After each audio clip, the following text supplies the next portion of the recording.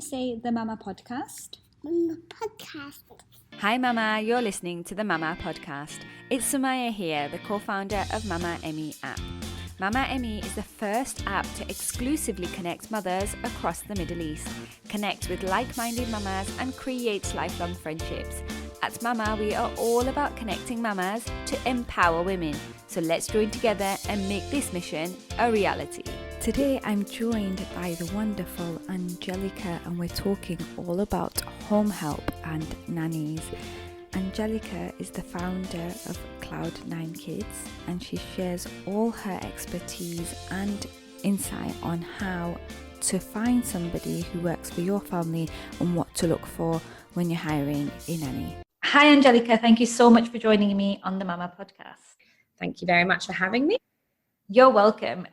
So before we get into the conversation, I mean, you do something really amazing, which is help parents find childcare to help support them for raising children. And I'm sure most parents will be really interested to hear this conversation, because we'll really talk about like nannies and childcare and what we can do to try and find the right person for our families.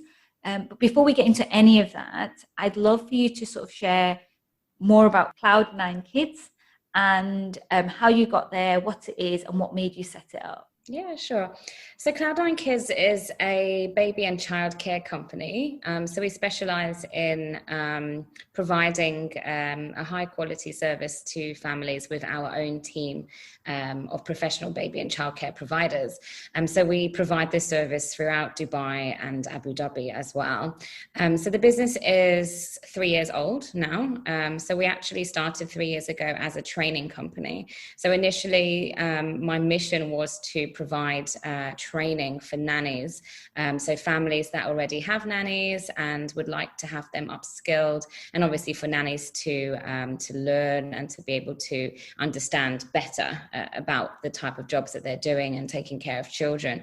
So from training turned into, the actual demand for childcare itself. So that's when we embarked on starting to help support families by providing a nanny service as well.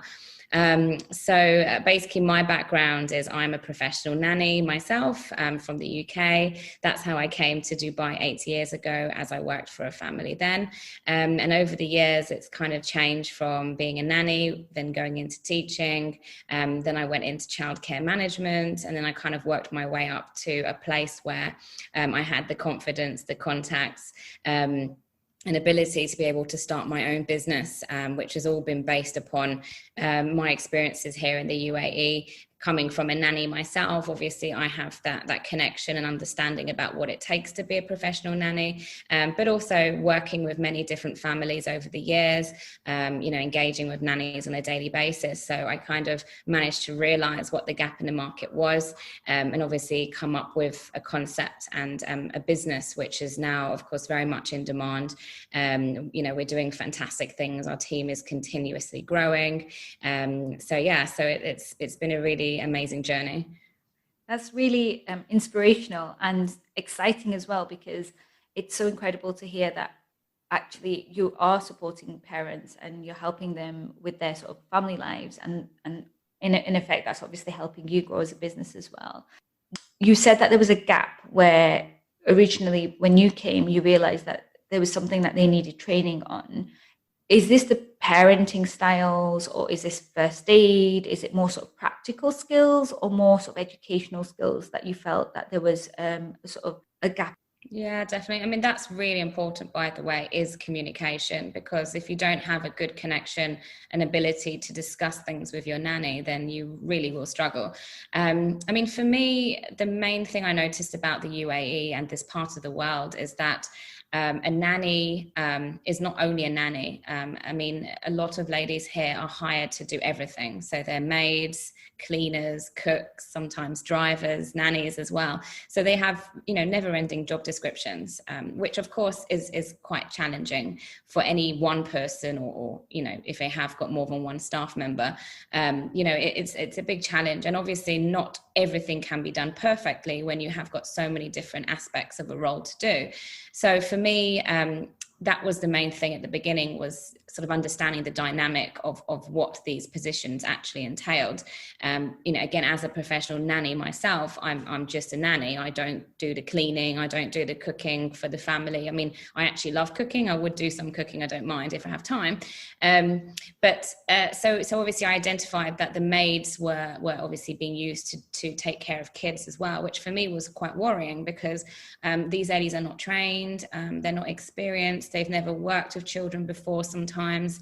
Their only experiences are personal as mothers themselves, but again, cultural differences, the way that they would raise, discipline their own children compared to how you may do that in the UAE is completely different. So I identified the needs of nannies to be able to upskill them and give them the knowledge and understanding of, professional childcare, and actually developed a program specifically for the nannies. So this program has been ongoing. I've probably trained over 1,000 nannies at least in the last few years, in Dubai and Abu Dhabi, and also in KSA as well.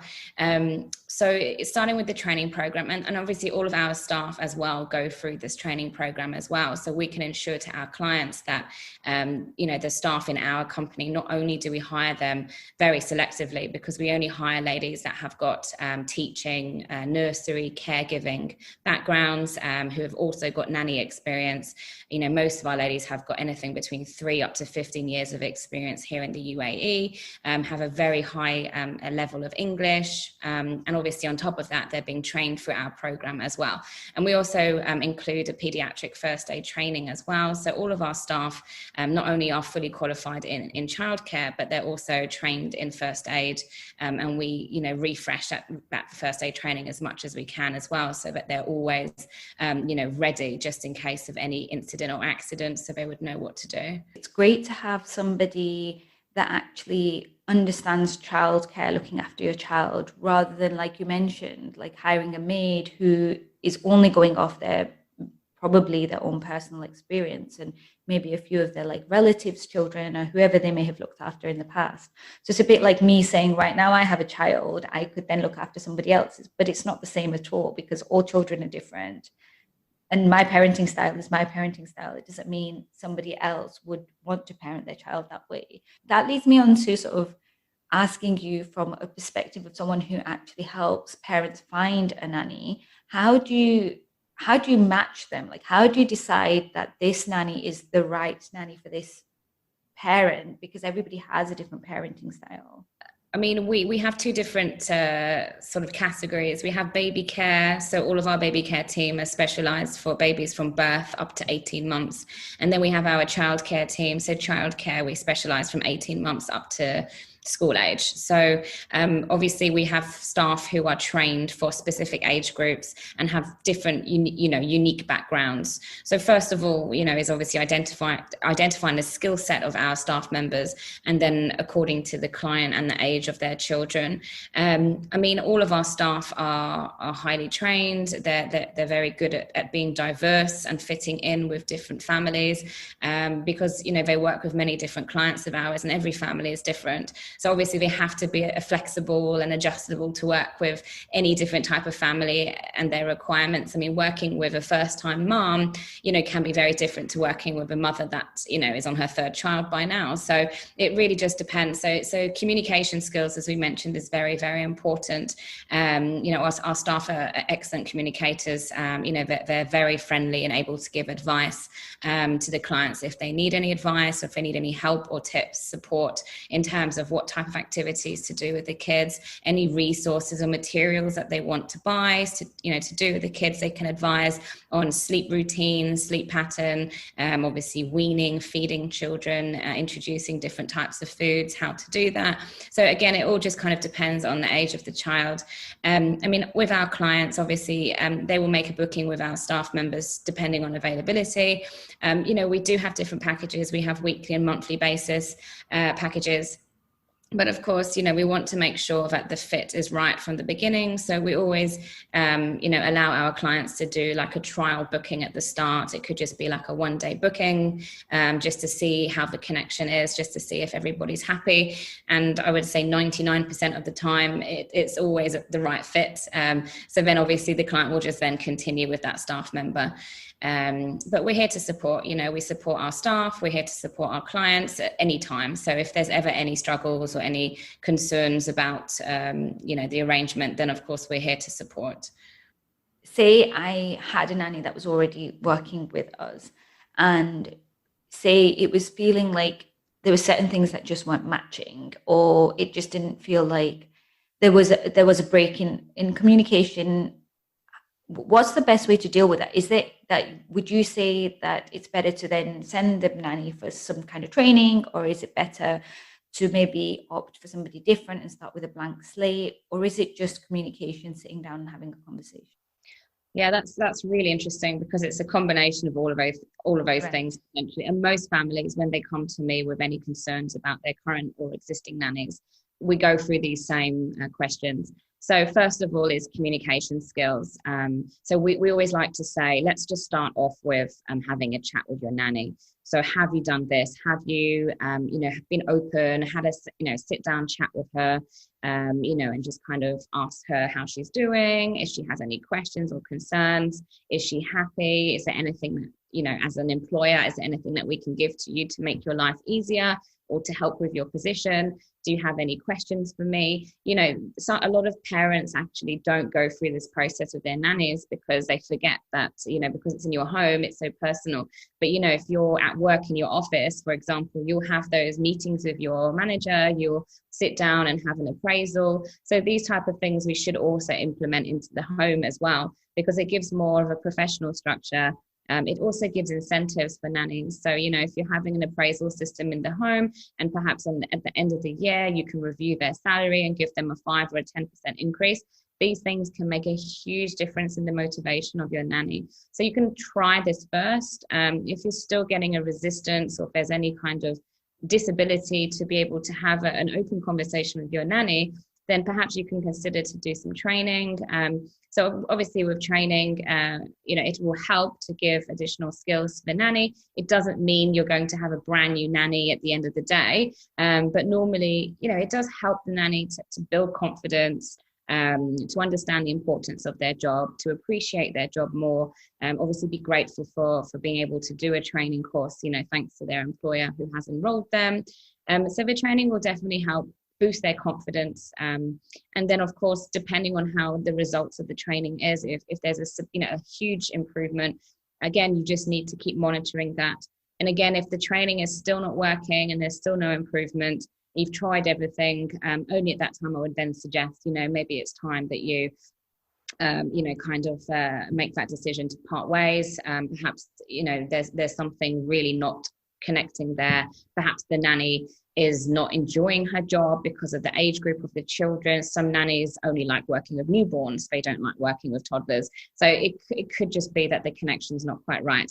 So then, that's the point. So then at that time, you'll just have to decide how to part ways amicably, ideally, and then obviously start your search again, and look for a nanny who, has got the right sort of skill sets and interest in your job. Are there any things that we could ask or do when we're selecting a nanny? So when employers look for employees, they have like set questions that they ask. They want to gain a certain insight into someone's like personality, their mindset, in the way they sort of process information. And would you say that's probably the best way to go forward, to actually have more like an interview system and ask the nannies the same kind of questions to actually understand what they like as people? Yeah, definitely. I mean, it definitely helps the employer to be organized by having a list of questions, especially if you're interviewing multiple individuals. Then it's a good format to have a list of questions so you can compare the answers against each candidate that you've met. However, in my experience, the best type of interviews are the informal type. So the ones where you go in completely open-minded, you don't have a schedule of questions, because then it's less rigid. The best way to really get to know someone is like what we're doing right now, just having a chat, having a conversation, trying to kind of gauge their personality, their sense of humor, and also giving them like scenarios, giving them questions, open-ended questions, like, for example, if this happened, how would you respond? What would you do if this happened, etc. So, having a very open conversation, you will learn a lot more about the characteristics and personality of that person in your interview if you keep it very open and less rigid. The type of questions you want to know is, the interests of your nanny. What age group of children does she enjoy working with? What are her plans personally? Does she plan to stay in the UAE for much longer?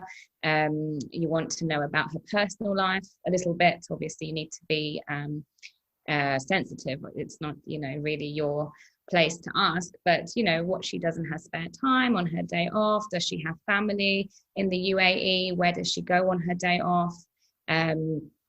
And most importantly, of course, is also her background and her experiences. Where did she work previously?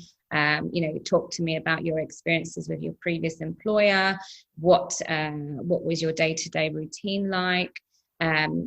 And then, ask her if she would be interested to work with your family. Why would she like to come and join our family? So there's lots of different questions that you can ask. I love that. I love that you really focused on actually getting to know the person, because I think that's really important. I think in any decision we make in life, it's about how well you connect with somebody emotionally. And it's the same for your child. If you connect with that person, then I'm sure they have the ability to connect with your child as well. I guess, how does it impact children? Do you know the answer to this? How does it impact children if nannies are being changed every few years? Like, obviously, it's so common here. Obviously, nannies may have to go back home, or they have their own plans. They want to progress in their careers, and they may change and move on. How does that impact the children, especially if they've had the nanny from a young age? Yeah, no, it's true, and it does affect the children, and it's a really difficult situation for parents, to go through. It's something most parents dread. They really dread the day that their nanny will come and tell them that they have decided to leave, or that they want to go home. So obviously, to try and retain your nanny for as long as possible. So from the start, when you hire somebody, again, ask them what their long-term plans are. Of course, anything can happen. You never know. You can't say, okay, be with me forever. Everyone will say, yeah, sure, I'll stay with you forever, but you never know what can happen. But yeah, obviously, this is why it's very important, is to make sure that your nanny is, enjoying her work, that she's happy with her job, pay accordingly, do give her incentives. All these things will help maintain and keep her with your family for longer. So that's one part of it. And then obviously, when it does happen, when your nanny does decide to leave, or if it doesn't work out for whatever reason, it's important to handle it in a good way, because of course your children are in the middle. The last thing you want to do is, ask your nanny to leave, and one day she's there with your child, the next day she's gone. That's a really hard transition for a child to make. So especially if you're also replacing her and hiring somebody new, bring her in a bit early, let her work alongside your current nanny so that there is a smooth transition, because ultimately it does affect the child in terms of trust. Do they trust anybody that comes into their life and becomes close to them, that one day they're just going to disappear, and then they take it personally because maybe they think that they've done something wrong, that their nanny doesn't love them anymore, and that they don't want to see them anymore. So obviously a child doesn't understand what's happened for the nanny to actually leave. So having conversations with your child, giving them like a heads up, letting them know that the nanny will be leaving, and telling them why, and giving them a reason, explaining that she will be going back to her family, and that she will be going to see her children, but she still loves you. And if you can try and have a healthy relationship with your nanny, whereby even after she leaves, maybe she can still pop in from time to time to see the kids, this will be a lot more easy on the child to deal with the transition, and with the nanny no longer being around. But also it's important is, as a parent, is not to allow your nanny to become, or for your child to be too dependent on your nanny.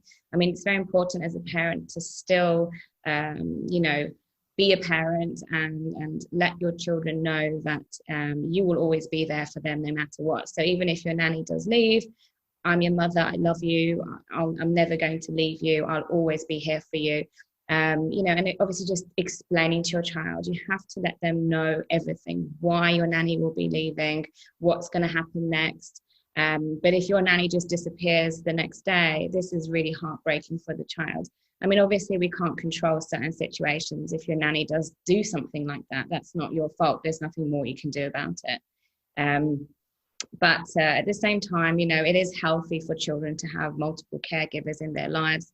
It does allow children to form, social relationships with other people other than their parents.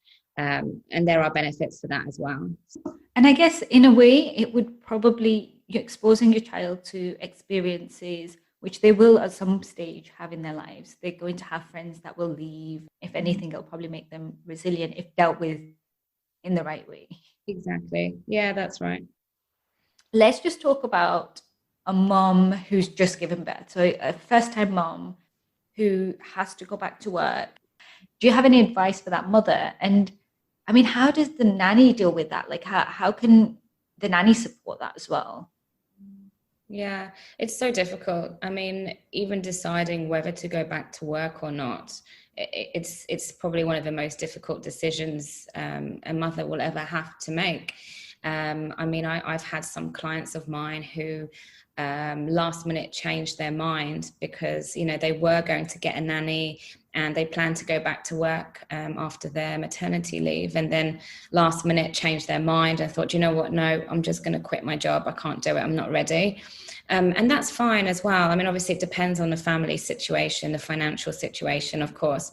But there's a huge amount of pressure on a mother, especially within the first 3 months, to make those decisions. There's no right or wrong answer to that. There's no, it's so personal and so depending on a mother. But I would recommend for yourself to start by having some support. It doesn't have to be an immediate, everyday, full-time nanny straight away. It could just be by having a babysitter coming in once a week, just to kind of give you a few hours just to do something for yourself, even if it's in the home. You can just start gradually starting to have somebody else come into the home and see how you feel about that.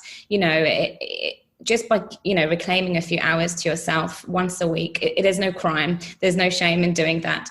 And then kind of just go from there, obviously find a nanny or especially work with a company that you trust that can give you a reliable source of support. This is most important. And I think because of all the horror stories and all of the bad situations a lot of parents have had here with nannies, obviously that circulates and puts the fear into your minds that, oh no, I don't want a nanny to come into my house. How can I trust her? I've heard so many bad things. But that's why, you need to be careful who you pick, who you work with. Find a good company. That's the best option for you at this stage. Of course, you are going to be paying more if you're working with an agency or a company rather than finding somebody through a friend, but you'll have that peace of mind. Start gradually and then build up as time goes by. If you are obviously a first-time mom and you are feeling anxious and nervous, if it's your first time to allow somebody else to take care of your child, and then just go with that. Start with 3 days a week, and working from home as well if you can. Obviously that gives you more sort of comfort in knowing that you're just next door. Obviously going back to work full time is a big challenge. A lot of parents do it. If you have to do that, or if you are going to do it, but that's also fine, then again, find and hire a nanny, an agency in advance, get them in at least 2 to 3 weeks prior to going back to work, just so that you can spend time together. Obviously you'll be able to train your own nanny. You'll be able to, observe her, correct her where needed. Communication skills, of course, needs to be there. You'll want updates, when you're back at work, you'll want to have pictures, videos sent to you. Trust is the biggest factor. So yeah, it's not easy, but it's definitely achievable, and there are options out there. And I think that you're right. The best way to actually build that trust is to have them come in before you actually have to go back to work, actually do it with the transition, because when you're spending time with somebody, then you'll in time will build trust for that person as well. So, and if you've seen them with your child and seen them interact with your child, again, that will give you a lot more confidence as well. Really good to know some of these fundamental things that we should really be looking out for. Sense. Yeah. Approach. And finally, I guess we probably should have done this at the beginning, but the difference between a maid and a nanny is very different. And I'd love for you to just go over that, just so we've covered that. Yeah, I mean, it really depends. I mean, without labeling it, so to speak, everything stems from your requirements. So, what do you actually need? Because it's quite possible for a nanny to do housework as well, providing that there is time for them to do it. So obviously, if children are at school or nursery for the first half of the day, then there's nothing for your nanny to do. So if she's able to do housework or do some cooking in that time, then that's quite a nice balance. So it's possible to have someone who's skilled at both, or multi-skilled, let's say. So the kind of nanny maid position in one is definitely possible. However, if your children are at home, or you have multiple children, obviously they require more attention and more support, then I would suggest having somebody who is a nanny and a nanny only. But with nannies, it doesn't mean just taking care of children. I mean, nannies have also got to be involved with light household duties related to the children as well, because of course they will be preparing snacks, feeding the children, making meals for them, cleaning up afterwards. So they are responsible for the living space. They will be, cleaning the children's bedrooms, cleaning their bathrooms, organizing their toys, cleaning their toys, doing their laundry, ironing their clothes. So, there is still a bulk of sort of household duties that are attached to childcare, and that is still all part of the nanny role. So just sort of defining what you need. Do you need a nanny only, or do you need a maid who will do? A maid is, in my mind, a maid is someone who is more responsible for the house. So managing the house.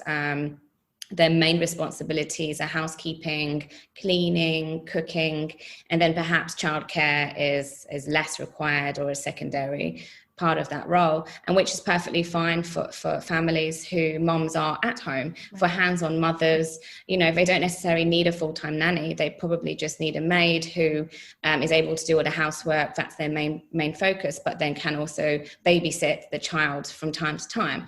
So again, it all kind of just depends on your requirements and what you need.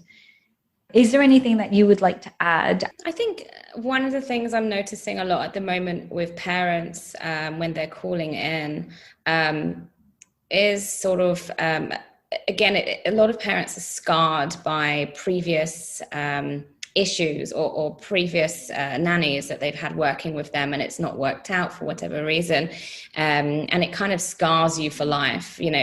Automatically you have trust issues when it comes to hiring nannies, and you have a million questions. Where do they work? Have they got their reference, etc., etc. And when you do your interviews with the nannies, you're naturally quite sort of on the fence. You've got trust issues from your previous experiences. It's very important to try not to transcend that through, because I notice that most of the parents that struggle to find and hire good nannies, they struggle mostly because they had bad experiences previously, and it's kind of really affected them, and they're very sort of on edge with their nannies. And then obviously the nanny can feel it. The nanny can feel that they're under pressure. They feel like they're being watched constantly, that they're really being monitored, because the family has got such high expectations, because they really want to trust their nanny, but obviously are reluctant to do so because of past experiences.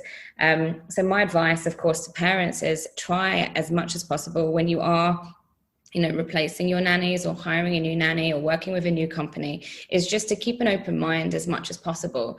And just remember that you can't say that all nannies are the same or all nannies of a specific nationality are the same, because I've heard that so many times, which I think is quite, it's quite unfair to say. So yeah, I would just say that, always try not to allow your previous experiences to affect your new experiences. Try to let it go and move on and learn from, whatever mistakes were made, and bring that forward. But, don't apply your anxieties or your apprehensions onto your new nanny. Give her time, give her space to be herself, let her find her feet in the beginning. It does take time when you have a new nanny. It takes a few weeks for there to be an adjustment. Your nanny's not going to come in on day one and then just be like perfect Mary Poppins. It doesn't exist. It takes time. So yeah, I would just like to add that, just to please bear that in mind, that you need to have an open mind when it comes to hiring new nannies. That's great advice. Finally, where can our listeners find you? Sure. Well, you can Google us. You can just type into Google CloudNine Kids. That's the first thing, very easy. Our website will come up. Our website is cloud9kids.ae. We are on Instagram and Facebook at Cloud9 Kids UAE. And that's it. You'll find our WhatsApp number, our mobile and landline numbers also on our website. So feel free to get in contact if anyone has any questions or would like some support or more insight into our services. That's amazing. Thank you so much. I'll connect all of those into the podcast notes. Thank you so much for taking the time this morning to talk to me. You're welcome.